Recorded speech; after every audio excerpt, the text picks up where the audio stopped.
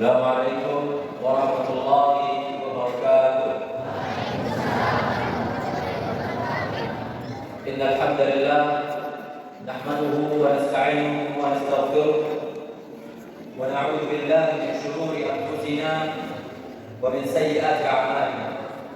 May yahdihillahu fala mudilla lahu wa may yudlilhu fala hadiya lahu. Asyhadu an la ilaha illallah wahdahu la syarika lah wa asyhadu anna Muhammadan abduhu wa rasuluh.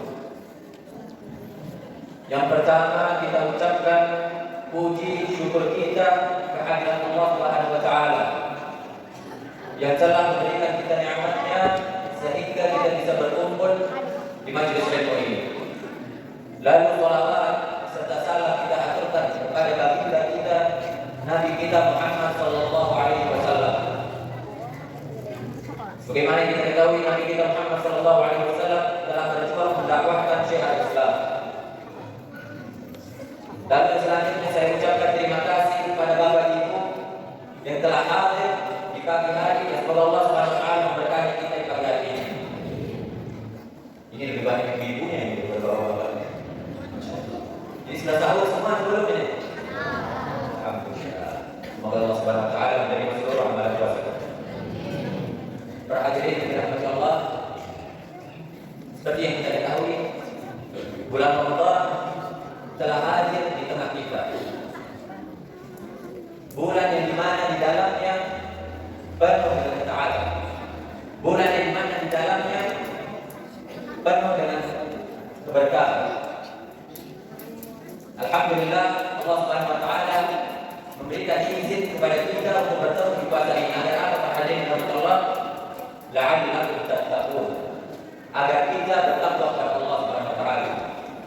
Agar iman dan rasa takut kita kepada Allah terus meningkat. Sebagaimana yang kita tahu di bulan Ramadan, Allah Subhanahu wa taala berfirman, "Syahrul Ramadan alladzi unzila fihi al-Qur'an."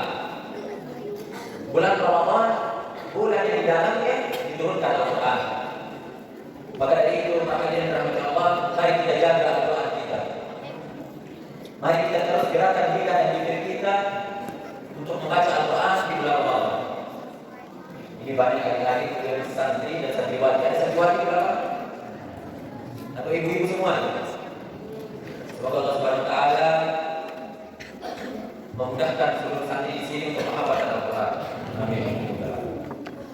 Para hadirin yang dirahmati Allah, kembali ke poin sebelumnya, Al-Quran diturunkan di bulan Ramadan. Maka apa alasan kita di bulan Ramadan ini untuk jauh dari Al-Quran? Apa alasan kita untuk bermalas-malasan membaca Al-Quran di bulan Ramadan? Bagaimana kita ketahui setiap huruf di dalam Al-Quran mengandung pahala. Di dalam Al-Quran bukan saja tentang merdu suara tilawah, bukan sekadar tulisan dan bacaan, tapi Al-Quran banyak sekali manfaatnya. Mungkin saya akan membawa beberapa poin tentang keutamaan Al-Quran bagi pembacanya. Para hadirin yang dirahmati Allah, Al-Quran adalah petunjuk hidup. Al-Quran bukan tentang merdunya suara tilawah. Allah Subhanahu wa taala berfirman di dalam surat Al-Baqarah ayat 2, "Dzalikal kitabu la raiba fihi hudan lil muttaqin."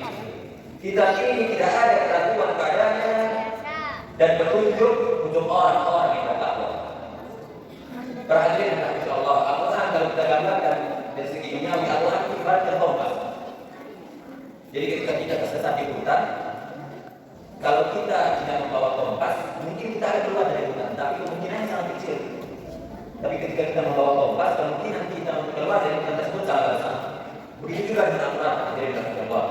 Ketika kita membersamai Al-Quran, ketika kita menjalani Al-Quran, menjaga Al-Quran, di dalam membersamai perjalanan hidup di dunia, Allah akan memberikan petunjuk kepada hamba. Tidak mungkin Allah Subhanahu wa taala memberikan kesesatan kepada hambanya yang telah berusaha dekat kepada Allah.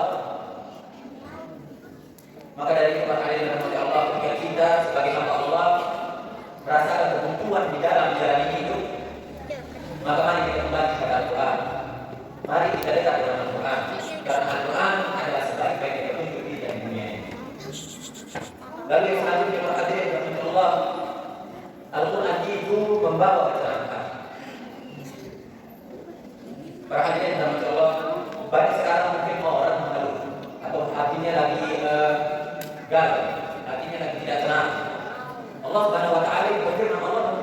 berbuat pada hamba itu dengan cara yang sangat gampang.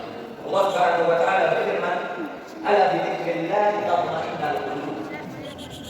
Cukup dengan engkau mengingat Allah, hati menjadi tenang. Tapi waliyahillah, kita hidup di zaman akhir zaman ini, banyak dari kita menghamba Allah yang hidup di akhir zaman mencari ketenangan dengan melakukan hal-hal yang dilarang agama, hal-hal yang merugikan dirinya sendiri. Waliyahillah, yang buruknya lagi, dia mencari ketenangan dengan merugikan orang lain, mencari ketenangan yang sifatnya hanya sementara. Padahal Allah memberi kita jalan keluar dengan mengingat Allah dan kita menjadi tenang. Bagaimana cara kita mengingat Allah? Dengan menjaga sholatnya dan menjaga doanya. Maka dari itu para hadirin rahmati Allah, poin yang penting juga di sini, mari kita jaga sholat kita. Karena apa? Seperti kita ketahui dalam agama Islam, sholat itu adalah syarat sahnya kita dalam agama Islam. Termasuk rukun-rukun kita di dalam agama Islam. Maka dari itu ketika sholat kita sudah jaga, insya Allah hati kita pasti akan terjaga. Keinginan kita untuk dekat dengan Al-Quran pasti tetap dari sini. Lalu selanjutnya para hadirin rahmati Allah, Al-Quran adalah obat dan rahmat bagi pembaca. Mungkin sekarang banyak dari kita sering merasakan sakit secara fisik atau sakit secara hati. Sakit secara hati yang saya maksud di sini mungkin kita memasukkan hati omongan orang atau orang yang mencela kita lalu kita sakit hati. Sakit yang ada di dalam hati. Allah Subhanahu wa taala berfirman dalam Al-Qur'an, "Wa nunazzilu minal Qur'ani ma huwa shifaa'un wa rahmatun lil mu'minin." Dan kami turunkan dari Al-Qur'an obat dan rahmat bagi orang-orang yang beriman. Tapi kebanyakan dari kita sekarang ingin sehat secara fisik, ingin sehat secara hati, malah melakukan syirikat, yang bilang ada pengukuran. Jadi mungkin bapak ibu yang pernah sakit hati sama seseorang, pernah dicela oleh seseorang, lalu saya terima, merasa sakit hati, lalu meminta-minta kepada manusia seperti itu. Ayo bantu, ini saya sakit hati dengan fulan, saya sakit hati dengan fulana, maka santet, kenakan orang ini. Nah, alhamdulillah itu ada seperti kita tahu, meminta-minta kepada selain Allah adalah sesuatu yang berukuran atau kesyirikan. Dan ganjaran kita sebagai hamba Allah yang melakukan kesyirikan tetap yang neraka. Jadi sekarang Bapak Ibu rahmati Allah sudah melaksanakan sholat lima waktu, sudah menjaga sholat, mendekatkan diri dengan Al-Quran, menjalankan sunnah-sunnah Nabi, melakukan birrul walidain, taat kepada orang tua. Tapi pada akhir hayat kita melakukan kesyirikan. Alhamdulillah, ya seperti sejarah sebelumnya itu menjadi kita bisa menjadi kekekalan kita di neraka. Semoga Allah Subhanahu wa taala mewafatkan kita dalam keadaan husnul khatimah. Dan selanjutnya Al-Quran itu juga bisa mengangkat derajat seorang manusia. Mungkin sebagian dari kita sekarang sering menilai seorang manusia itu dari atas, menilai seorang manusia dari jabatannya atau statusnya. Tapi standar derajat seorang manusia menurut Nabi Muhammad SAW itu berbeda. Nabi Muhammad SAW bersabda, "Khairukum man ta'allama al-Qur'an wa 'allama." Sebaik-baik kalian adalah yang belajar Al-Quran dan mengajarkannya. Nabi Muhammad SAW mengatakan sebaik-baik kalian yang belajar Al-Quran. Itu sudah sebaik-baik manusia yang belajar Al-Quran. Dan makna hadis disebutkan tadi di atas bisa mengarah kepada amalan jariah. Karena apa? Seperti yang kita ketahui, ada 3 dalam Muhammad SAW amalan yang tidak terputus ketika kita wafat. Apa yang pertama yang diperhatikan oleh Allah? Doa anak soleh untuk orang tuanya. Jadi kita harus seorang anak yang menjaga sholatnya, menjaga Al-Qurannya, menjaga sunnah Rasulnya, dan dia mendoakan orang tuanya yang wafat, itu akan menjadi amalan orang tuanya. Doa-doa itu akan diterima oleh orang tuanya. Lalu apa yang kedua? Perhatian sama Allah, sedekah jariah. Sedekah berzakat yang sedikit atau kita mungkin kita memberikan kepada masjid, mungkin kita memberikan kepada bapak-bapak yang terbiasa atau orang-orang yang tidak mampu, maka itu akan menjadi amalan jariah kita. Lalu apa yang terakhir kata Nabi Muhammad SAW, ilmu yang bermanfaat. Jadi ketika kita mengajarkan mungkin sahabat kita, teman, anak, saudara, tetangga kita dalam ilmu agama, Mungkin kita mengajarkan tentang kita Al-Quran. Lalu Allah Subhanahu wa Ta'ala mewafatkan kita, mencabut nyawa kita. Maka ilmu tadi yang kita ajarkan kepada tetangga tadi itu akan menjadi amalan jariah. Dengan syarat tetangga kita itu tetap memakai ilmu yang kita ajari.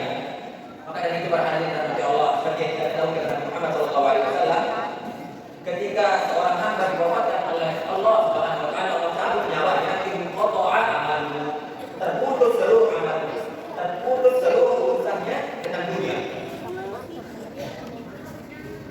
Maka dari itu para hadirin dan Allah, siapa dari kita yang sebagai hamba Allah yang tidak ingin ketika wafat akan mengalih terus amalannya? Karena yang seperti kita ketahui, amalan bisa membantu kita di dalam perjalanan menuju surga Allah. Tapi ada satu yang lebih penting daripada mengumpulkan amalan, yaitu menjaga amalan. Mau bagaimanapun kita mengumpulkan amalan yang banyak, kalau kita tidak jaga, kita habis dengan Allah. Ini saya kasih contoh hal yang paling ringan yang bisa mencegah kita masuk ke dalam surga. Apa yang terkait dengan Allah bisa tidak. Jadi ketika kita menjaga sholat, menjaga Al-Quran, menjaga seluruh amalan-amalan yang dilakukan oleh Nabi yang diberitakan oleh Allah Subhanahu wa Ta'ala, tapi lisan kita ini kerjaannya menyakiti orang lain, kerjaannya mengumpat orang lain, atau walaupun kita tidak menggibahi orang lain. Itu hal-hal contoh hal-hal kecil yang bisa mencegah kita masuknya kita ke dalam surga Allah. Itu pentingnya kita sebagai hamba Allah memuhasabah diri. Jadi ketika ingin melakukan sesuatu, muhasabah diri, apakah yang saya lakukan ini sudah benar atau belum? Apakah yang ingin saya lakukan ini sudah baik atau belum? Itu pentingnya kita memuhasabah diri kita. Karena apa? Karena seluruh apapun yang di muka bumi ini, daun terjatuh itu karena ada izin Allah Subhanahu wa Ta'ala. Allah Subhanahu wa Ta'ala berfirman dalam Quran surat An-Najm, wa annahu huwa adhaka wa abka. Sungguh tawa dan nangismu itu ada di situ. Jadi jangan kira bapak ibu yang Allah bisa hadir majelis ilmu ini bisa hadir karena keinginan sendiri. Tidak. Allah Subhanahu wa Ta'ala menggerakkan hati bapak ibu untuk berkumpul di majelis ilmu ini. Seperti yang kita ketahui juga, orang-orang yang berkumpul di majelis ilmu ini orang-orang yang di dalam perjalanan menuju surga. Nabi Muhammad SAW bersabda, "Talabul ilmi fardhatun 'ala kulli muslim." Menuntut ilmu itu adalah suatu kewajiban bagi setiap umat muslim. Maka dari itu hadirin rahmati Allah, semoga dengan perkumpulan kita di pagi hari ini, semua pagi hari ini diberkahi oleh Allah Subhanahu wa Ta'ala. Lalu untuk poin seperti yang saya punya sedikit kisah. Ini kisah nyata, kisah langsung dari almarhum paman saya Syekh Ali Jabir. Ibu bapak di sini ada yang tahu Kapten Indonesia? Ada yang tahu? Acara TV di RCTI ada yang tahu? Dulu almarhum ketika masih hidup selalu menjadi juri di Kapten Indonesia. Jadi ada satu momen kedatangan si almarhum kedatangan kontestan bernama Najah. Ada yang tahu Najah? Nah, Najah itu kebetulan satu kampus dengan saya dari Lombok. Jadi saya lumayan sering jumpa juga dengan beliau. Masya Allah, orangnya sangat baik. Jadi pada saat kisah almarhum Syekh Ali Jabir pernah mencium kakinya Najah. Karena apa? Seperti yang kita ketahui, Najah ini kalau dari segi fisik sangat tak kuat. Seperti yang kita ketahui, mungkin penyakit manusia autis. Ada yang autis, mungkin otaknya tidak bisa berpikir secara normal seperti kita. Dia lumpuh dari segi badan, lumpuh di kursi roda, berpikir kurang. Tapi Allah Subhanahu wa Ta'ala angkat dia dengan Al-Quran. Ketika kita mengetes hafalannya, ketika bapak ibu membacakan ayat Al-Quran, Masya Allah di Najah ini bisa tahu itu ayat berapa, surat apa, halaman di Al-Quran ini yang berapa, dan posisi letak ayat itu ada di mana. Begitu Allah angkat derajatnya dengan Al-Quran. Sampai Al-Quran Syekh Ali Jabir mencium kakinya. Allah angkat derajatnya dengan Al-Quran. Allah cukupkan rezekinya dengan Al-Quran. Allah jaga hidupnya dengan Al-Quran. Seperti yang kita ketahui kemarin-kemarin ibunya baru meninggal dunia. Sekarang beliau hidup sendiri. Dan alhamdulillah beliau masih ada di sekitaran saya. Insya Allah saya bisa hidup. Itu salah satu contoh bagaimana Allah Subhanahu wa Ta'ala menunjukkan kebesarannya ketika seorang hamba yang ingin datang ke Allah. Lalu lantas apa yang membuat kita bermasalah tidak mau mendekatkan diri dengan Al-Quran? Allah Subhanahu wa Ta'ala memberi kita penglihatan yang bagus. Allah Subhanahu wa Ta'ala memberi kita akal yang baik, memberi kita kaki yang bisa berjalan ke masjid, bisa pergi ke TPI untuk menghafal Al-Quran, kita untuk bermasalah dengan Al-Quran. Kita harus bersyukur ini. Allah beri kita kesempurnaan dan sedikit. Seperti kita tahu Allah Subhanahu wa taala berfirman, "La in syakartum la azidannakum, wa la in kafartum inna 'adzabi lasyadid." Jika kau bersyukur atas nikmat yang diberikan, maka akan ditambahkan. Jika kau kufur atas nikmat yang diberikan, ingatlah azab ini sangat keras. Jangan sampai kamu tidak bermasalah dengan dekat dengan Al-Quran. Allah tarik seluruh nikmat itu beri. Jangan pernah bermain dengan agama. Mari kita jaga Al-Quran kita, mari kita jaga sholat kita. Saya merasakan hal seperti ini bukan untuk saya. Ini untuk Bapak Ibu yang rahmati Allah, untuk Bapak Ibu, untuk masa depan kita. Ketika kita tidak dapat mencoba pula, maka dari itu kita dekat dari Al-Quran dan berani Al-Quran. Lalu selanjutnya para hadirin yang rahmati Allah, Al-Quran bisa menjadi pembela kita di hari kiamat. Mungkin Bapak Ibu sekarang semasa di dunia bisa meminta pertolongan atau meminta pembela kita kepada pengacara atau kepada orang tua atau kepada teman sahabat yang bisa menolong kita ketika dunia. Tapi ketika di akhirat nanti tidak ada yang bisa menolong kita kecuali amal soleh dan Al-Quran bisa memberikan syafaat kepada kita. Nabi Muhammad SAW bersabda, "Iqra'ul Quran fa innahu ya'ti yawmal qiyamah syafi'an li ashabi." Bacalah Al-Quran karena Al-Quran akan memberikan syafaat bagi pembaca di kala hari kiamat. Seperti yang kita tahu, kita sebagai hamba Allah Subhanahu wa taala, ketika Allah Subhanahu wa taala mewafatkan kita, ketika Allah Subhanahu wa taala mencabut nyawa kita, masih ada perjalanan kita sendiri. Berulang kita akan diadili di alam kubur, dimintai pertanggungjawaban, ditanya kita siapa marah bukan, siapa Tuhan, apa agama. Bukan saya kita sekarang kita bisa menjawab kalau saya siapa saja dari sekarang. Nanti kalau malaikat yang marah bukan saya bisa jawab Allah tidak. Yang menggerakkan lisan kita ini adalah tergantung keimanan kita kepada Allah Subhanahu wa taala. Jadi Bapak Ibu dan Allah kita boleh tulis di satu kitab pertanyaan yang ditanya kepada mereka.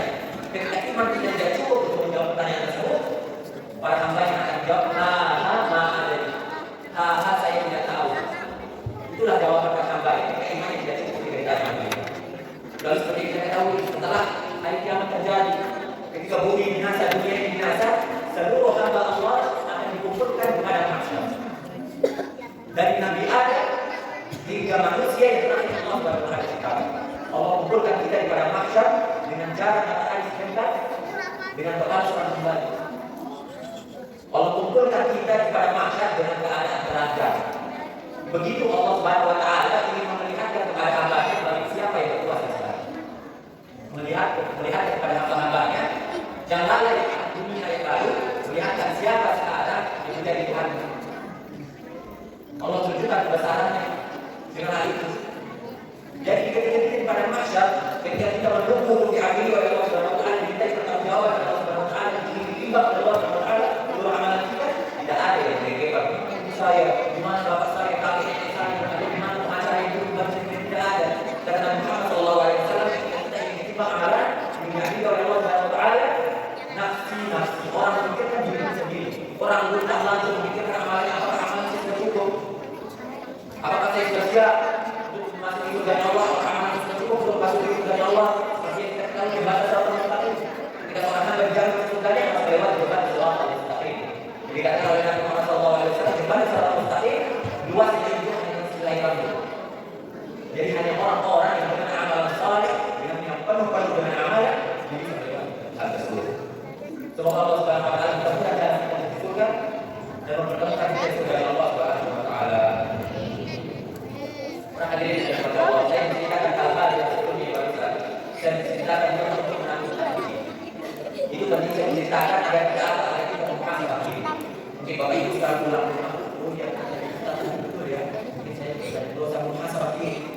Ingin memiliki rasa itulah hamba Allah harus tetap memiliki rasa ingin memperbaiki diri. Ingin selalu ingin menjadi terbaik.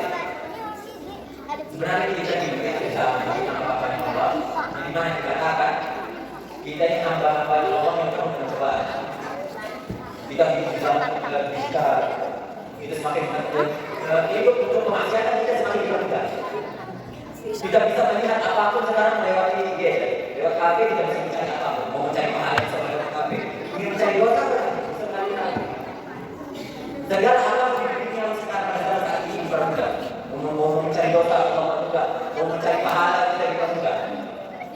sekarang pentingnya kita menghasab diri kita, melihat kita apa yang baik untuk kita, apa yang baik untuk anak keturunan kita, apa yang baik untuk keluarga kita, agar apa? Agar kita dikumpulkan oleh Allah Subhanahu Wa Taala sebagainya. Yang tadi sebutkan di awal adalah ayat kita takut agar kita bertakwa.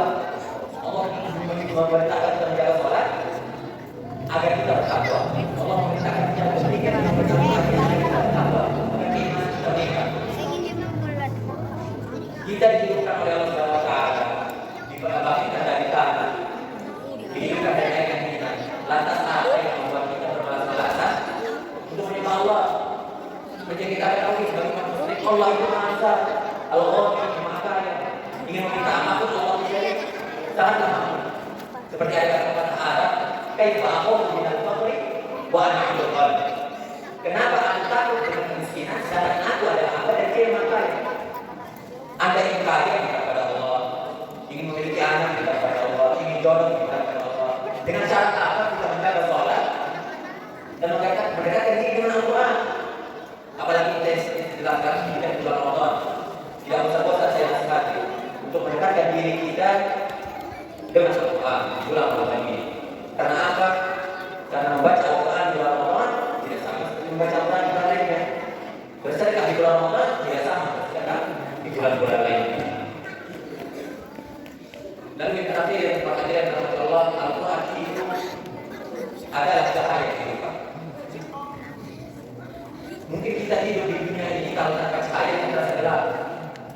Jadi ketika kita ingin menjadi hidup, maka kita harus menjaga Al-Quran kita. Allah Subhanahu Wa Taala berfirman, "Qad ja'akum minallahi nurun wa kitabun mubin." Telah datang dari Allah cahaya dan kitab yang gelap. Jadi ketika kita ingin mengetahui hal-hal yang buruk atau hal-hal yang baik, maka kita pelajari Al-Quran. Kita dekatkan diri dengan Al-Quran. Al-Quran itu bukan dibaca saja, tapi kita pelajari setiap ayat. Jadi ketika kita awal dari sesuatu, misalnya kita berpikir, ini misalnya apa ya, hukumnya apa ya dalam agama. Apa cari di Al-Quran? Cari dalam Al-Quran, sekarang kita memiliki tulis saja ayat Al-Quran yang menyebutkan tentang agama Islam dan hal-hal seperti ini. Maka hal-hal yang seperti itu harus kita pelajari agar apa? Agar hidup kita itu menjadi tenang, agar hidup kita itu menjadi terang. Kita tahu mana yang hak dan mana yang batil. Kita tahu mana yang baik atau mana yang tidak baik. Maka dari itu Allah, mari kita jaga Al-Quran kita, mari kita jaga sholat kita, mari kita mendekatkan diri dengan Al-Quran kita. Alhamdulillah, tim saya sudah datang. Kebetulan tadi saya dari Bandung, Tasikmalaya, sama iPad. Dikarenakan tim saya tidak bangun, kebetulan tidak bisa oleh Bapak. Jadi saya takut, maka telah di sini, jadi bisa pakai iPad. Semoga Allah Subhanahu Wa Taala menerima seluruh amalan saya. Lalai di tempat ini, dan semoga Allah Subhanahu Wa Taala mempertemukan kita di bulan Ramadan yang akhirnya. Semoga Allah Subhanahu Wa Taala memancarkan umur Bapak Ibu yang hadir di sini, menerima seluruh amalan soleh di bulan Ramadan ini, dilancarkan seluruh rezekinya, dijabah seluruh keinginannya.